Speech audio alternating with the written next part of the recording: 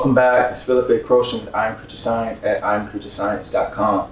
Today we're in the Movement Master Database, Group A, upper chest, and these are Pythagorean offerings. Now, in a previous video, we talked isometric Pythagorean offerings, and I think it's a good place to start going isometric because once we know our reference point for standing still, we know our reference points for our end and our beginning through movement. Pythagorean offerings,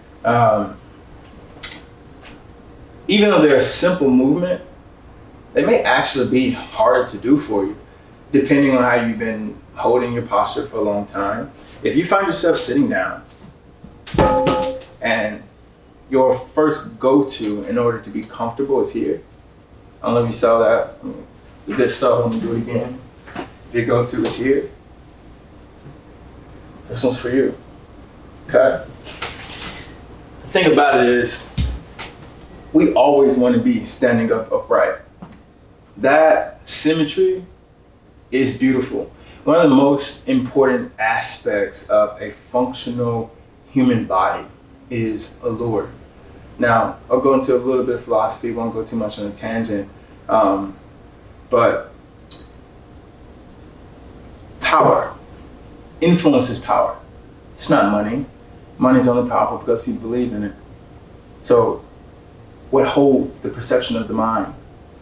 And the most natural kings and queens and rulers have influence.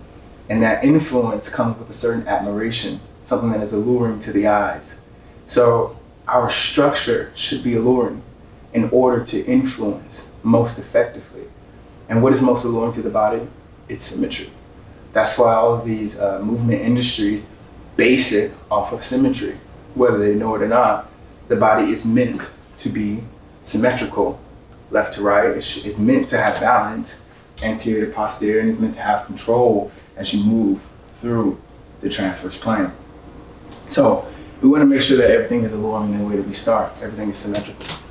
So as we're starting here in our symmetry, Pythagorean offerings, referring to Pythagoras, the mathematician, the a squared plus b squared equals c squared. We're going to create that right triangle relationship again.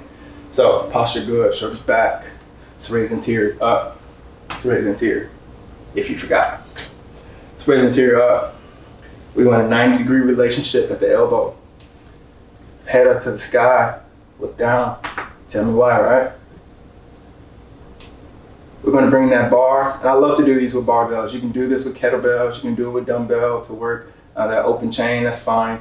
However, in terms of hypertrophy, meaning the increase of fiber size, structure, and actually just producing power, I prefer closed chain movement with this, with a barbell, something that both hands are touching on, okay?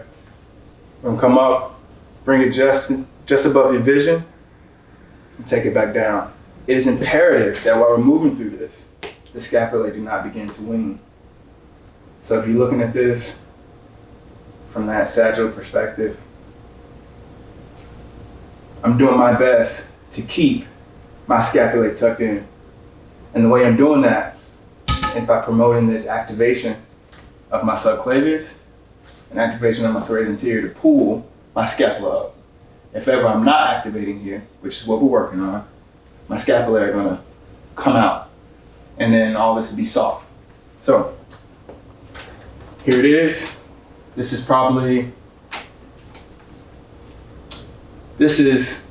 top 3 best movements. And I don't make a whole database for this, just the most revered movements, okay? Top 3 best movements for upper chest. It's gonna be a Pythagorean offering. Don't ever let anyone tell you that you're gonna use Pythagorean theorem after you leave high school. Because if you're moving right, you'll see triangles every day and every way. Here we are.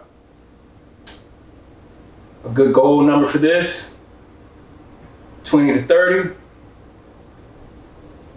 By the time you're done, man, you're gonna pop up and be able to have an airbag on your chest for your chin. After one set, that's all you need. It's not like magic. It is magic. Eternally rhetorical. How do you move?